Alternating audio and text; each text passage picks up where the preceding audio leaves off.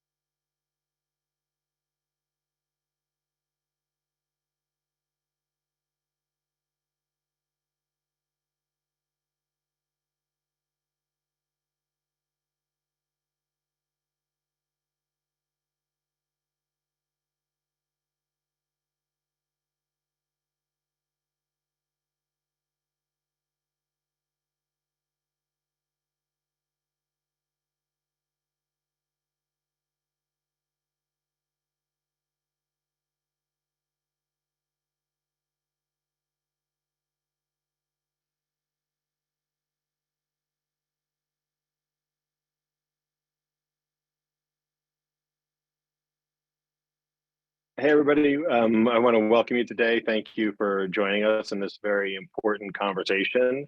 I want to thank Athletes Unlimited for organizing this, along with Vote.org, Vote Ready. And this is the really important, exciting conversation. It's something we all need to be talking about on a regular basis. We have a really extraordinary panel of guests today. I'm just going to do a quick introduction of everybody. Andrea Hailey, and Andrea is the CEO of Vote.org, which is the nation's largest nonpartisan digital voter engagement organization. Andrea led Vote.org, the record-breaking growth during the 2020 general election and the Georgia runoff elections, helping more than 4.4 million people register to vote and more than 3.3 million request mail-in ballots, and leading a 50-state Get Out the Vote operation that made over 500 million voter contacts across the country.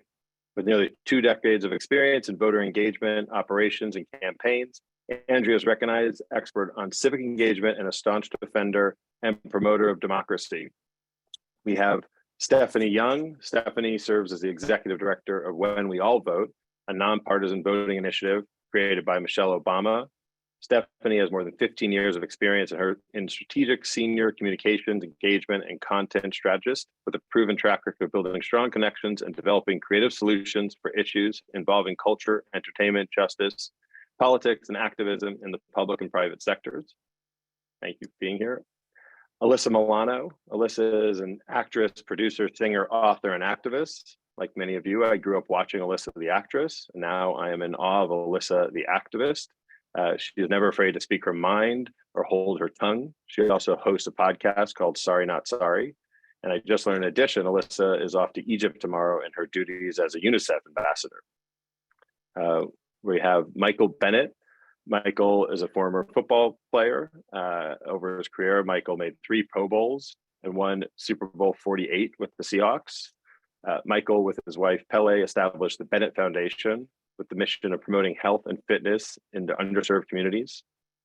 Pele runs the Bennett Foundation with Michael and their 3 children. And as an executive producer and host of the podcast Mouthpiece, Pele brings her unique vision, empathy, and humanity, and an intense passion for healthy cooking, including recipes that reflect her Samoan and Indian heritage and her world travels. So that's our exciting group of panelists. So I want to, we don't have much time. We have a lot to cover. I want to start quickly with Alyssa. So Alyssa, obviously, celebrities, have become a big player when it comes to, all issues that we're dealing with in society, but specifically when it comes to the Get Out the Vote campaign. What do you think the role they play is in educating the public about civic engagement and getting out the vote? Yeah, I think you said it. I think it's educating and empowering people. And once we empower people to want to make the change, I think it's really important. But I think that celebrities get involved with Get Out the Vote campaigns because, it's important.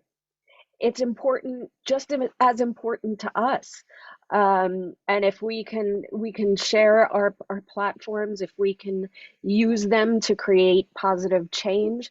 But I also, I think it's important to acknowledge that everyone has a platform now. So it's not just about celebrities, because we all have our own communities in our social media accounts. So you're all, a celebrity in your own social media account. So it is up to all of us to spread the word about voting and how important it is.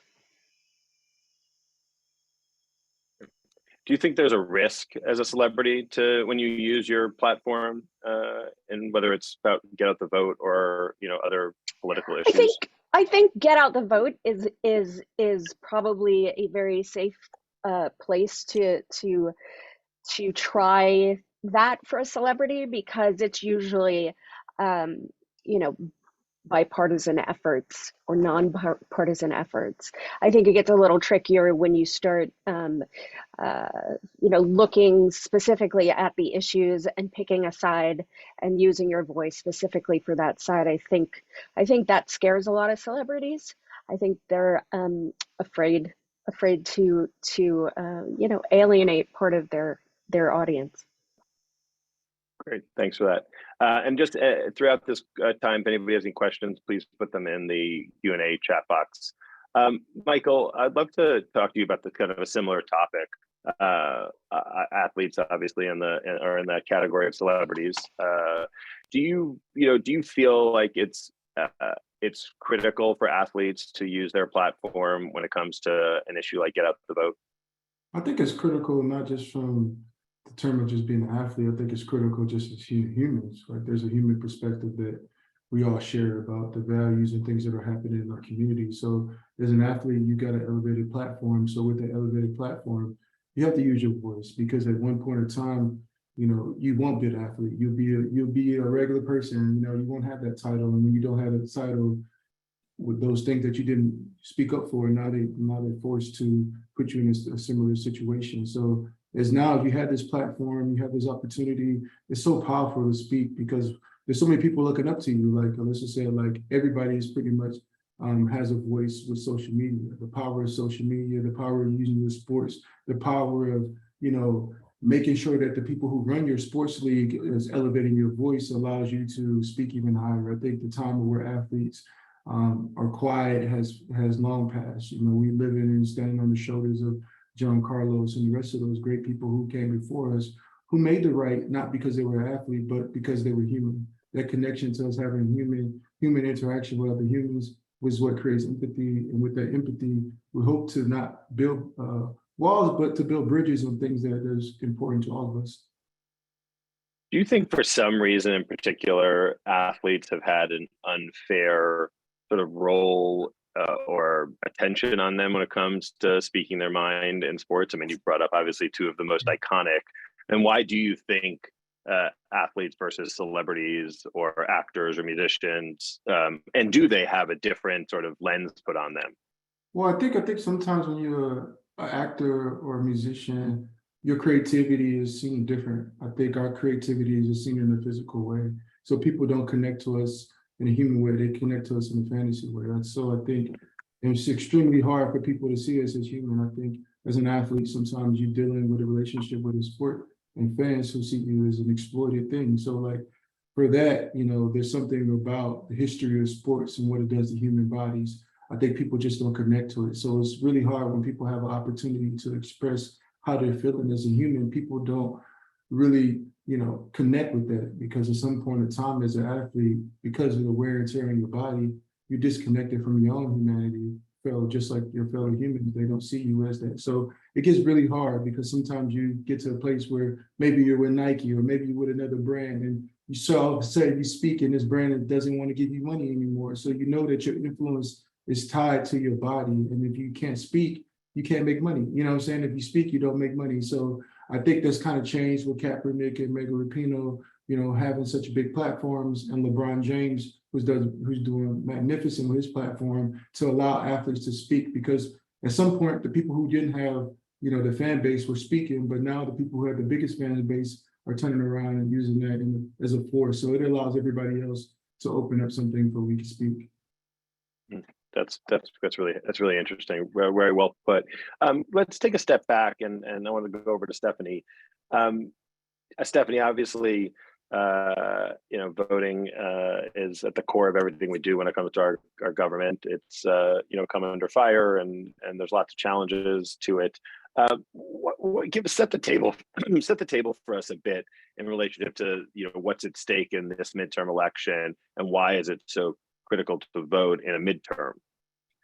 Yeah, I mean, to be blunt, democracy is at stake. We've seen a really concerted and very focused effort to stop people from being able to vote in this country, especially Black and brown people, young people, communities, all communities of color, those with disabilities. There's over 500 voter suppression bills that have been introduced. Some have passed in states like Florida, Texas, Georgia, to make it harder and more complicated.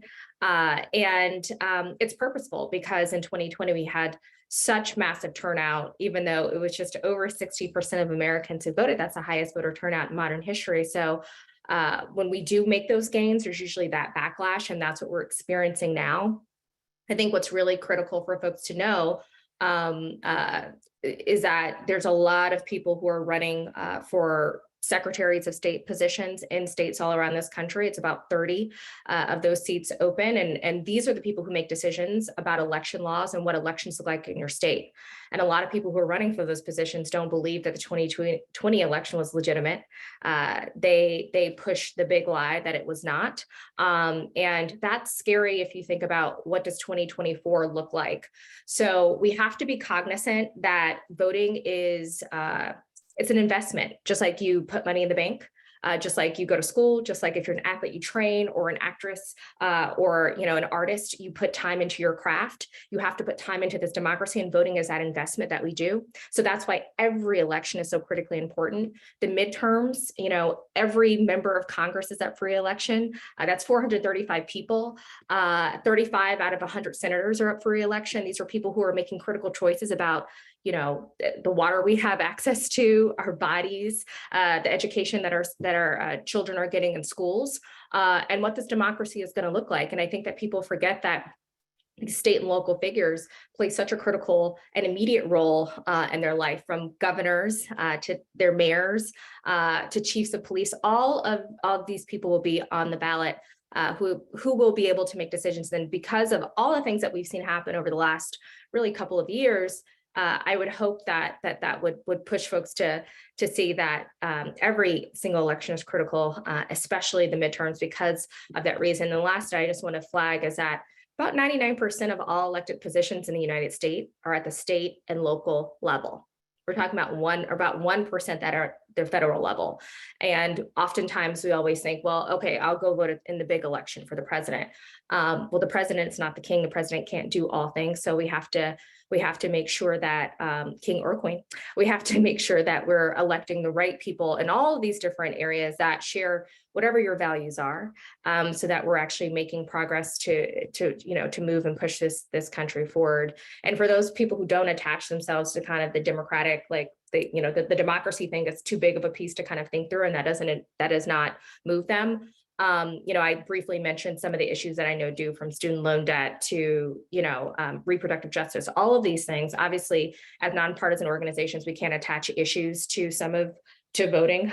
That's, I think, another form of voter suppression we could talk about later on down the line.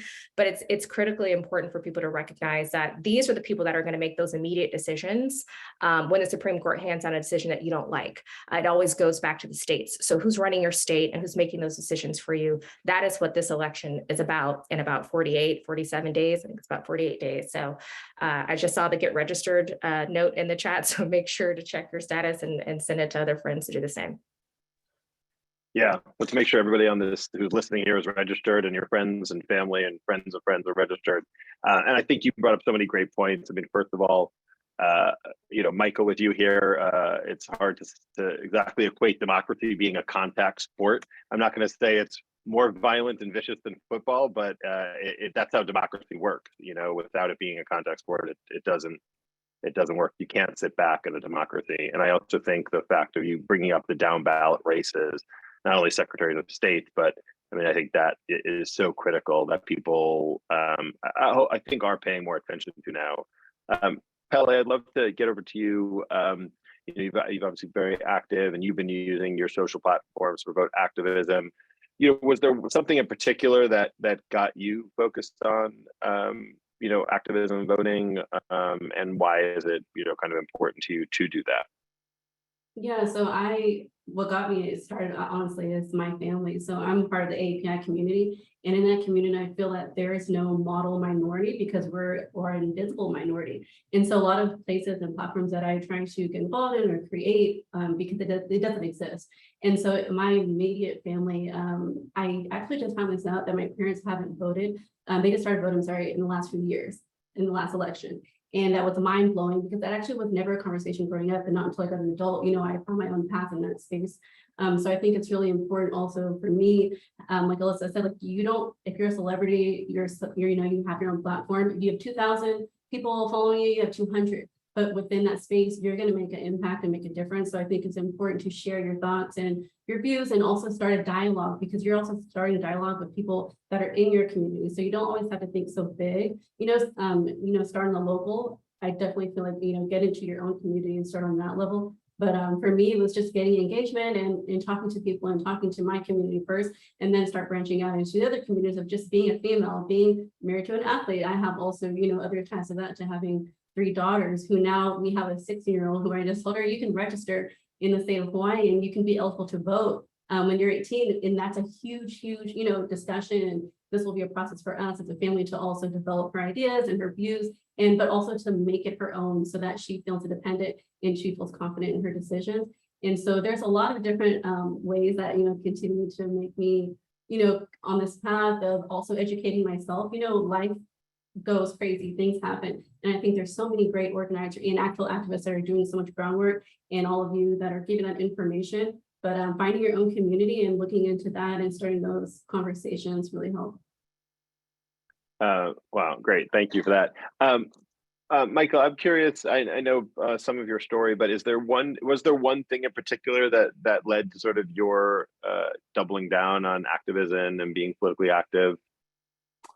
Oh, that's a good question. I think my whole life, my mom was a teacher and spent a lot of time going to historically Black colleges growing up. So I think I've always been well versed in what the importance of voting and what happens or what holds true to democracy and what doesn't hold true to democracy, and the path of being brown and Black in America. So I think the toll of seeing all those things happen, the Jim Crow laws and the historical things that just happened in America, that played a big role. I think really getting active was, I would say, like, I don't know, I feel like there's so many things that it kind of really, I think Michael Brown and the murders of police violence in America, I think that's one thing that's super active. I think the activation of Black people speaking and having their voices. But I would say just from a historical thing, I think there's some people that I've looked up to for a long period of time, former athletes such as Paul Robeson, Muhammad Ali, and John Carlos is a close friend of mine. I think those people have always motivated me, but I don't know if there's one particular thing. I think, being in the NFL, I think with Kaepernick having taken a knee and that being a very polarizing situation, I think that really pushes forward. But I think a lot of times working with kids in prison, visiting Native American reservations, going down to Haiti and spending time in Africa, and just kind of being around America and just seeing what's happening in places that don't have cameras or views of it. I think seeing how humans exist or existing is really what kind of focuses on why the importance of voice, the things that are happening in Mississippi right now, not having drinking water. Like, this is America. Why don't we have drinking water? The roles of gentrification, the roles of urban planning in our community. I think all these things have really kind of led me and my wife to want to continue to have a voice in the importance of voting. I think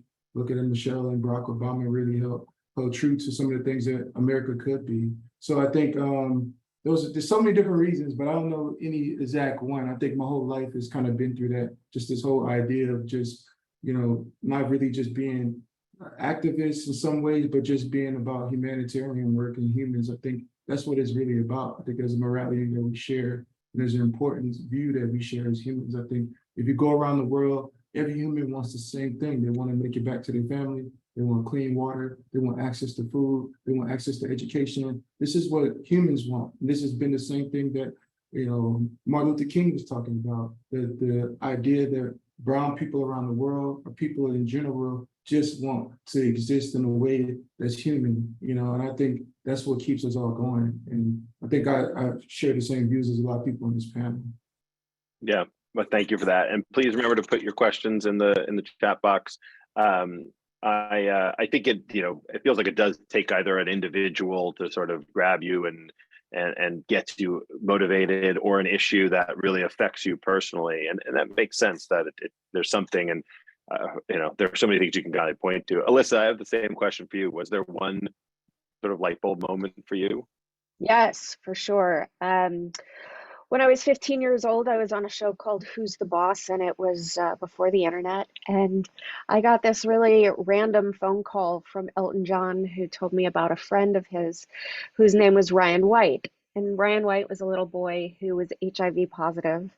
And much like we see people with ill intent using fear as a device, that was also true in the 80s around HIV/AIDS. And Ryan and I became friends because I think we both felt like othered.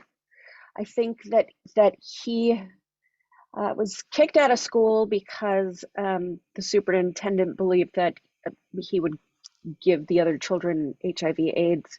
And I never went to school. And so he really became like a good friend that I felt like really understood what it meant to be different.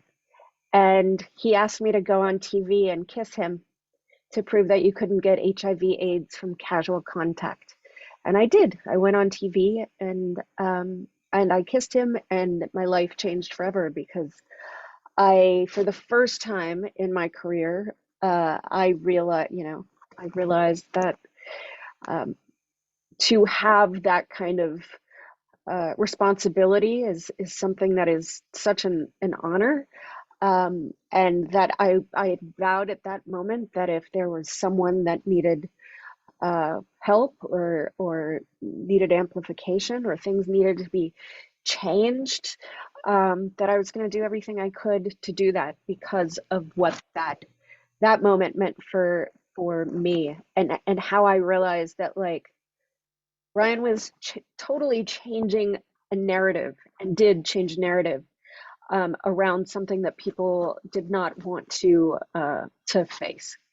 And so that was my moment. Wow, what a powerful moment. Thank you for sharing that. And Stephanie, I'm curious for you, what was the light bulb moment for you? Yeah, I mean, I've worked the majority of my career in politics, but and it was started by my parents. So I was really glad to hear what Pele just mentioned about, really getting her children and her girls involved, because if you don't see that, then, it takes organizations like ours and others to come in, or people like Alyssa to come in and help us reach those young people who don't have parents who are modeling this behavior, which means participating in our government. I will say for me, one of the motivating factors, I was a kid, but we lived in South Africa during the transition of apartheid to democracy, so 92 to 96.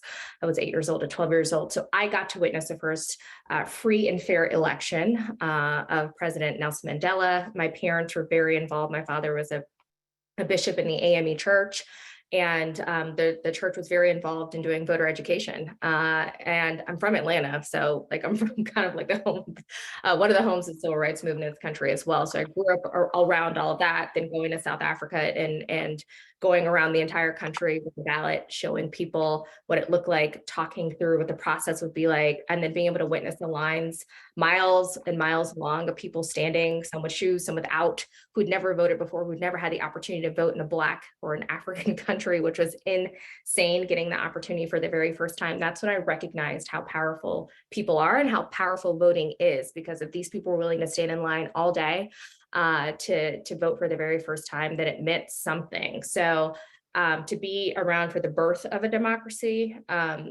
imparted something inside me and gave me, I think, an extra sense to believe that whatever gifts and talents that I have to use them by giving back and hopefully inspiring other people to be a part of this process. So I would have to say that that kind of led me into to where I am, and I worked the majority of my career in the political sphere, doing messaging and communications. Do you, to everybody, I guess, do you feel the sense of importance to sort of keep your thoughts nonpartisan, to keep your thoughts, especially when it comes to voting, to make sure that we just stick on this message of get out there and vote? And how are you able to do that, I guess? I mean, to be blunt, like get out and vote doesn't mean anything to anybody if you're not, already in this space, right? If you're not already a voter. For me, if you say get out and vote, I'm like, yeah, get out and vote. Makes sense to me. But if you're trying to bring people in who have felt marginalized and not a part of the process, it doesn't work. We have to connect voting to issues. And we know, especially Gen Z, They're not motivated by party, they're motivated by issue. And we know what those issues are, from climate justice to student loan debt to reproductive justice, a number of things. But you know, I think it's deeper than that. I think, you know, we haven't had good civic education in our school system for decades, and we're experiencing the ramifications of that action right now with an electorate that it does not understand government necessarily, or how it works, or how it impacts their lives.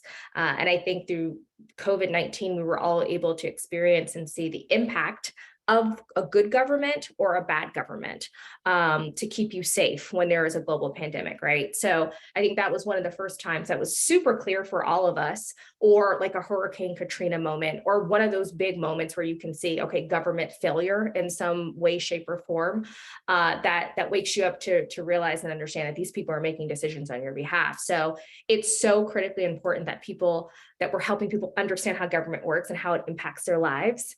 And then we can go into the issues and tie all of those issues to voting. It's a lot, but it's important to know that I can actually vote for a judge that makes decisions on, you know, someone who guns down an unarmed Black man, or I can vote for the district attorney who's going to hold a president accountable for his bad actions, or I, you know, vote for the president who actually appoints who's in the Supreme Court. So if I don't vote and the Supreme Court looks totally different than what I ever expected it to be, it's because that the people didn't make their voices heard at a certain time. So I think that it's incredibly important that we do have a space where we can talk about those issues.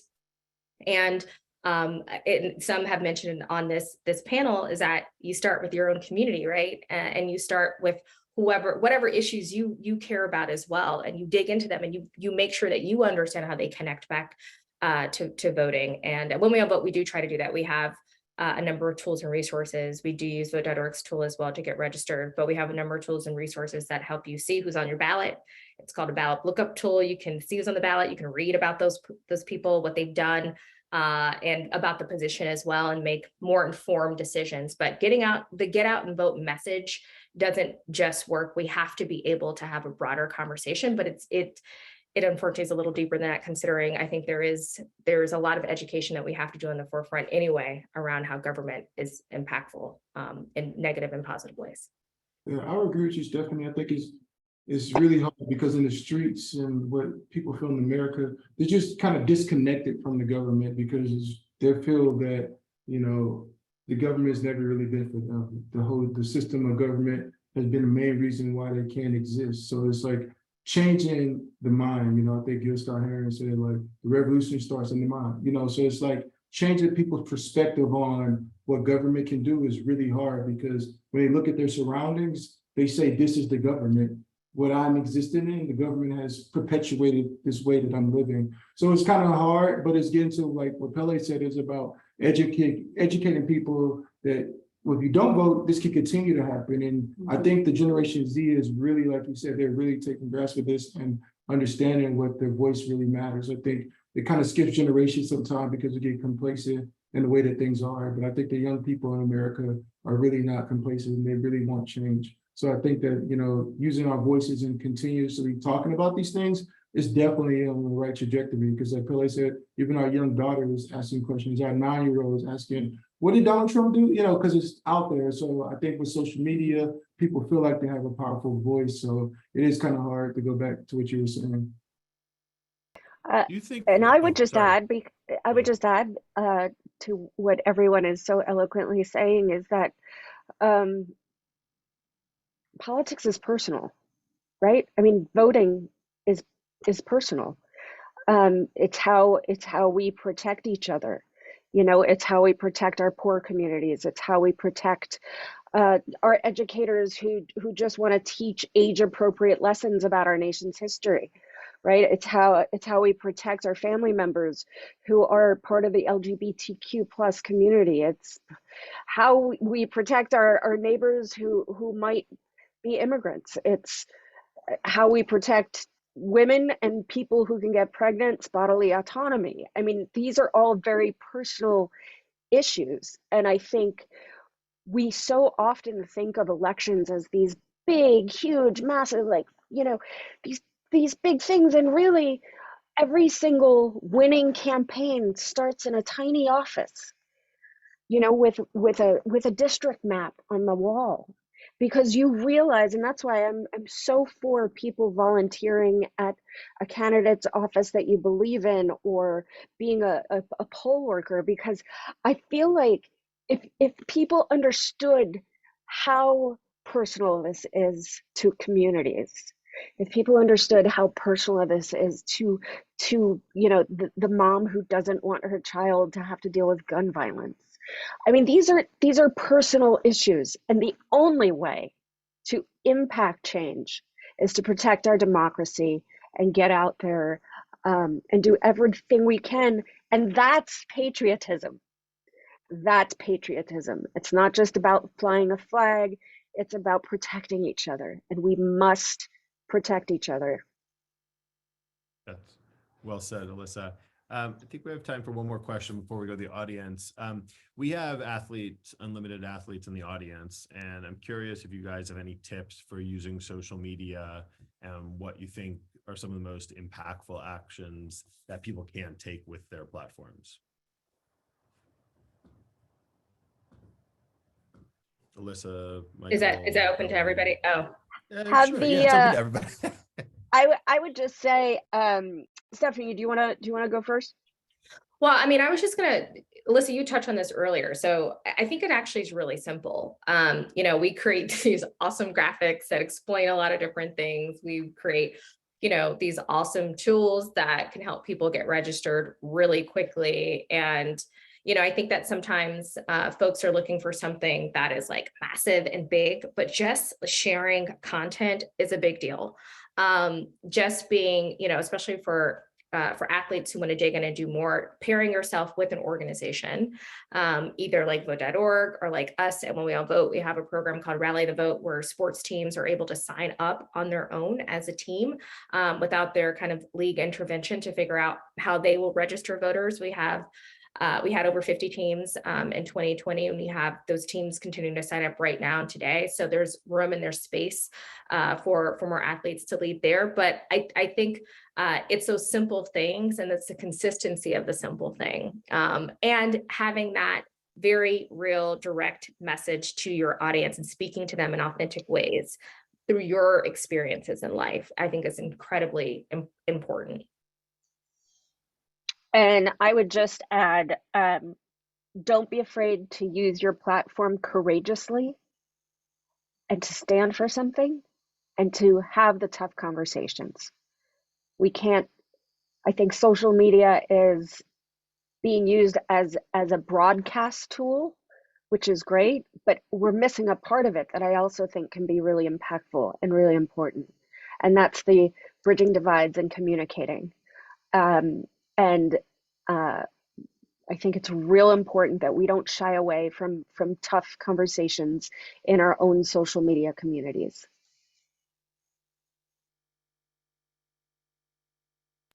Michael or Pele, do you have anything to add before we go over to Andrea? Okay, I was gonna. After you. I was gonna say, that's first time. Nice, thank you.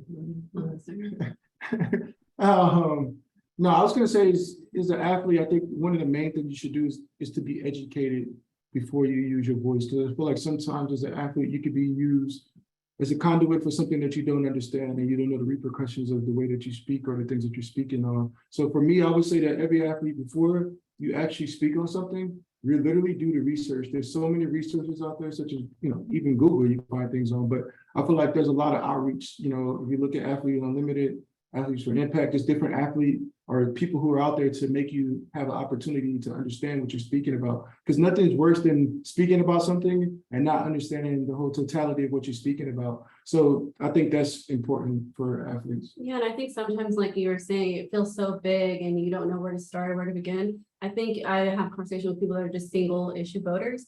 And so I feel like that is just as important to start at some place, start the dialogue going, and then you can work your way out. But having those hard conversations with your family, in-house, and then moving out to your followers, it's kind of a good practice. You can start there as well until you venture out. Okay, great. Okay, I'm going to throw it over to Andrea now. And Andrea, thanks for joining us. You gave your introduction early, so but Andrea is the CEO of Vote.org. Andrea, take it away. Yes. Well, I mean, fantastic conversation. Thank you for moderating, Jamie. I think all the panelists really gave us just some great insights into how we can do this work, how we can register voters, how we can get out the vote and participate in elections, how platforms can be used. The huge important thing, what do we have coming up? We have over 36 governor's races coming up. We have 27 secretaries of state. Like you heard earlier, we have every member of the House of Representatives, about a third of the U.S. Senate. There are state legislators that are going to be elected all across the nation. So that is why it's so important to participate in this midterm election. In 2020, we had the highest turnout we've had in over 100 years in this country. And the exciting thing about that is now we have an opportunity to try to get people to come back to the polls. We had an 11% spike in youth voting in America during 2020. And now if we can bring part of that group back to participate in the midterms, we can really on-ramp the next generation into our democracy. As Stephanie said earlier, I mean, it couldn't be more clear. Our democracy really does depend on people showing up time and time again.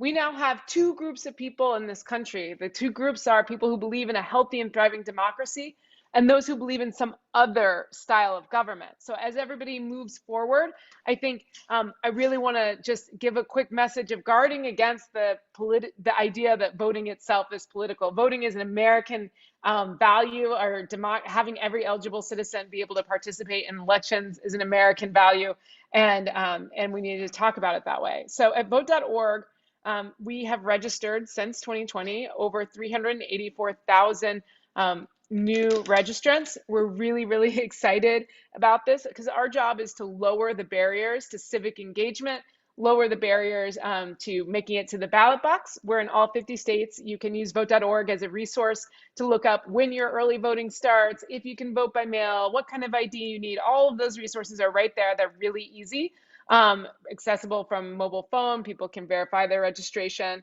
all of that. I think that showing up time and time again, using our platforms, realizing, like Alyssa said earlier, that all of us are influencers.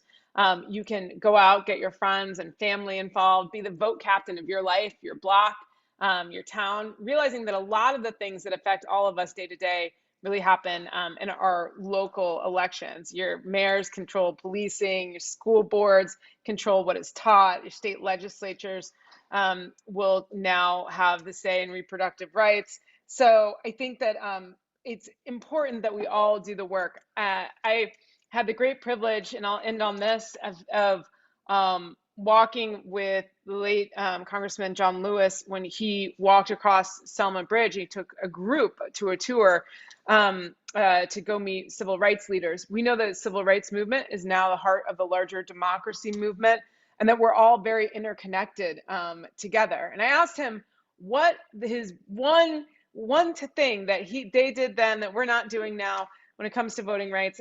What was it? What was it? And I had my pen and paper out, and I was so excited to hear his answer. And what he said was, "You have to keep your joy."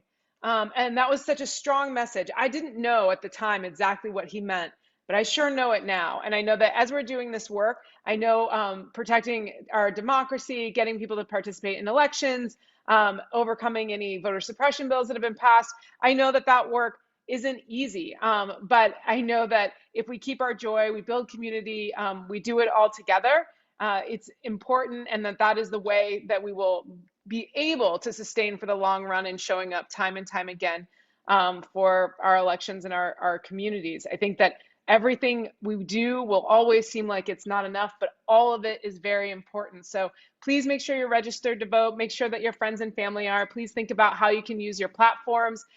Feel free to link to us at Vote.org for any of your voting resource needs in every state.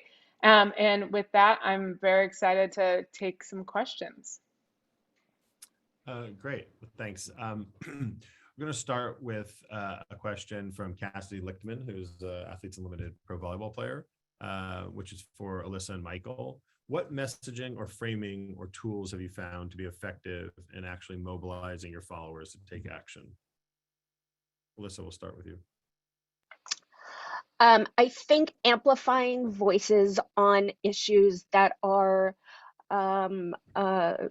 experts in that, or activists who are grassroots on the ground, who are amplifying stories of real people who are really doing the work.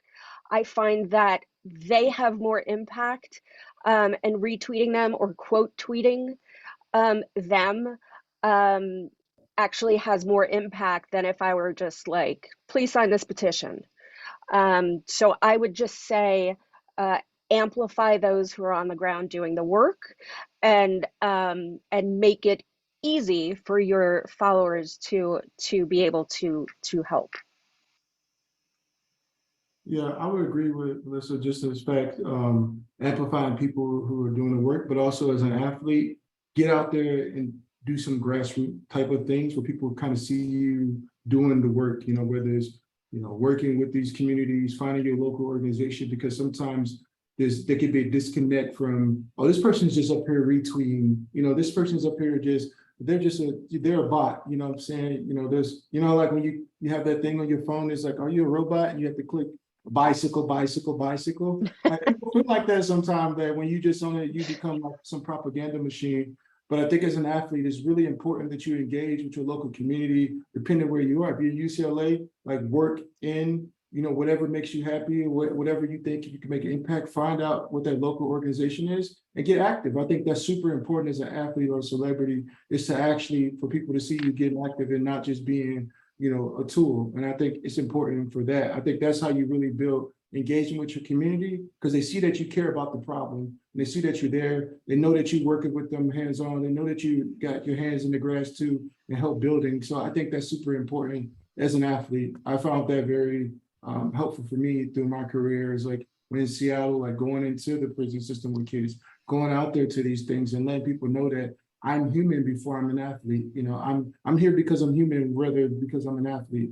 I have empathy for your experience, and I want to find a way for you tell me how to use my platform. How can I help? You know what I'm saying? Versus me coming in with this idea, this colonial idea that I have all the answers, because I don't.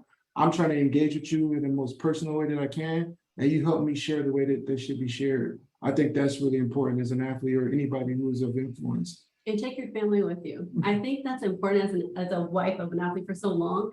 It's like you have your own voice, your children are involved, maybe it's aunt, uncle, everyone's visiting. I feel like that community in your own small bubble is just as important, and bring them out to also get engaged in helping the athlete. Also, you can get assistance when I can go and ask, what are the needs? What are you looking for? What are the issues? And also help Michael to help this platform, to help everyone else. But I think that's like the tribe and the village is be all together. I think that's great. Our kids do get out the vote calls and walkathons for political campaigns. And I'm going to go to Jay. How can we convince the populace that our elections are secure and the results can be trusted? Or do they know the results are valid but simply refuse to affect them, using illegitimacy as a call to arms? Andrea, Stephanie, you guys have a...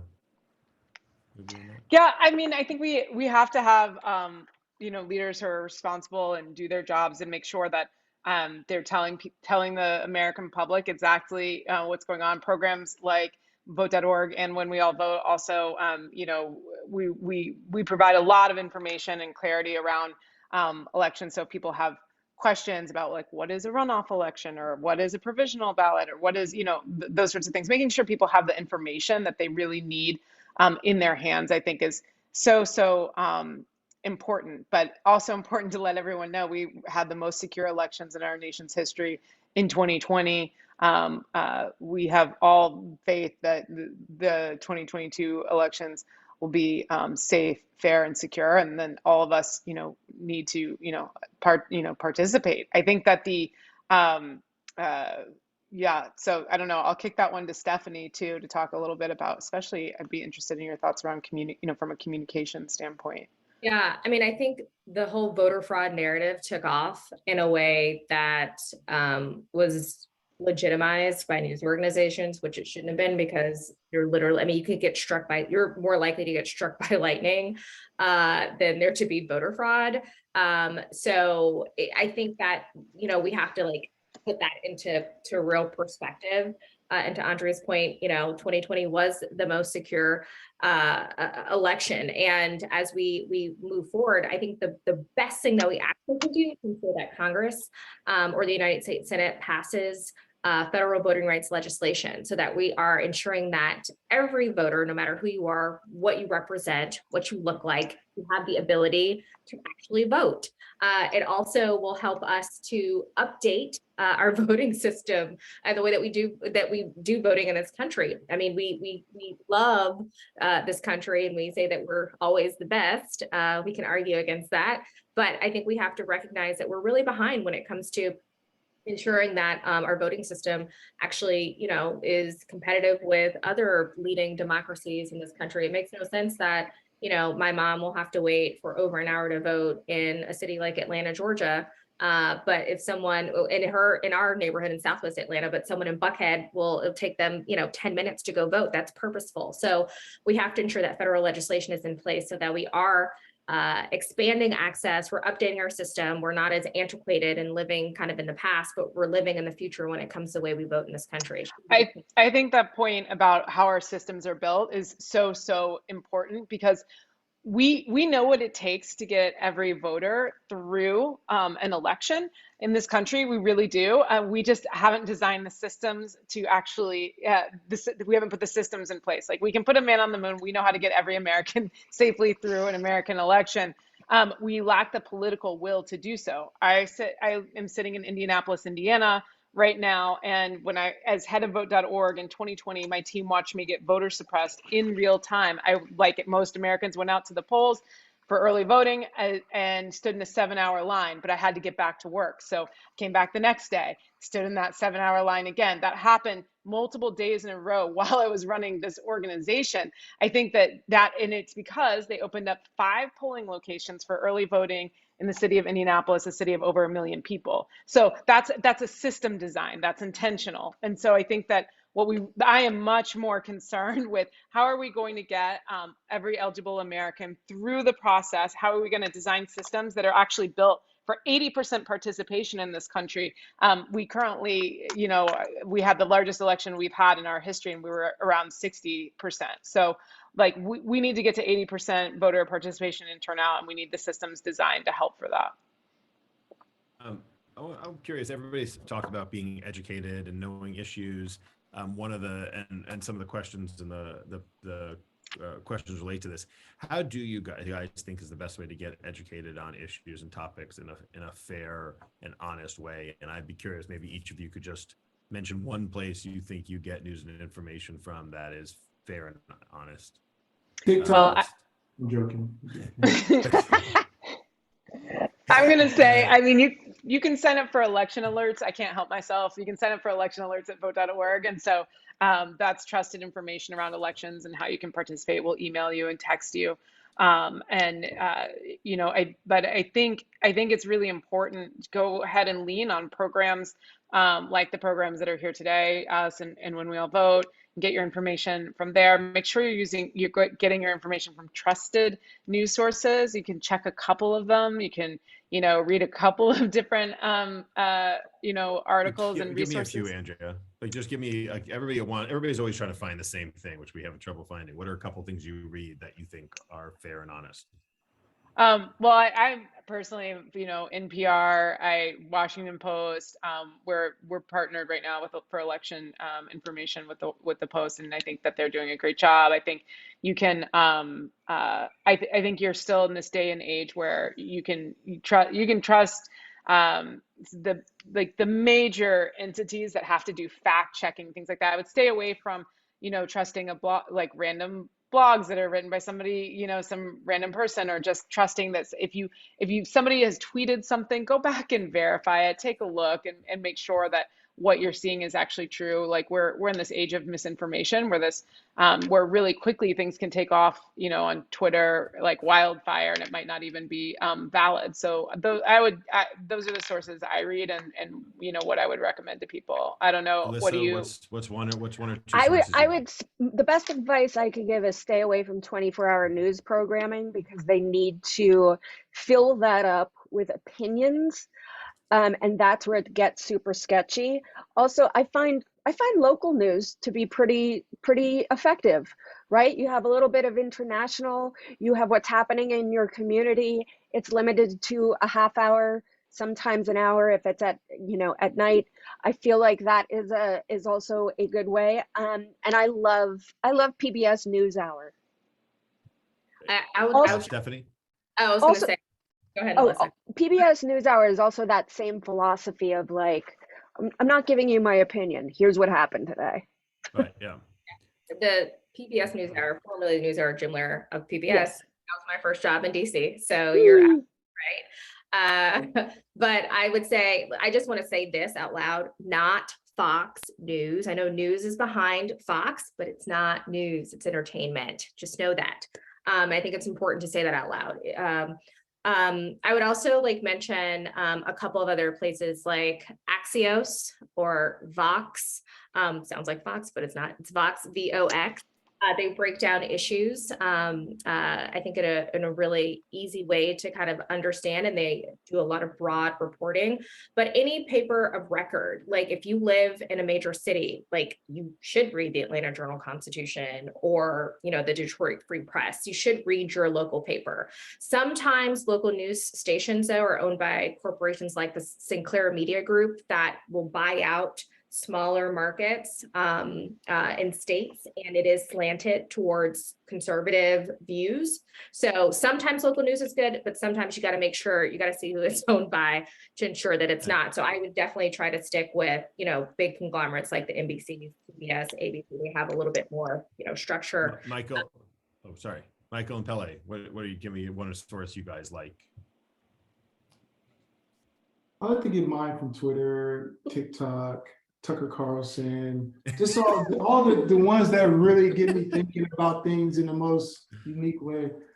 I feel like I would agree with all of you on what you're saying. Yeah, I like Democracy Now! I think I would watch a lot of Democracy Now!, just like getting things from the more intimate things that happen. And I think I would agree with everybody in saying that also too, sometimes it isn't news. Sometimes it's, like I said earlier, I'm really trying to get people to engage in the community in a more, contact way. So like if you may see things that can really change your perspective on things. So if you watch something on Fox or you watch something, on CNN, like visit your community to see how that's really affecting them in real time. And I think that kind of creates a real understanding of how you should, perceive or how you should move forward in voting, or how you can be, impactful in your community. Because I think sometimes we get so stuck in a digital place that we have to get into the real world. No more metaverse, you know what I'm saying? We need to be really trying to see what it really feels like, I think.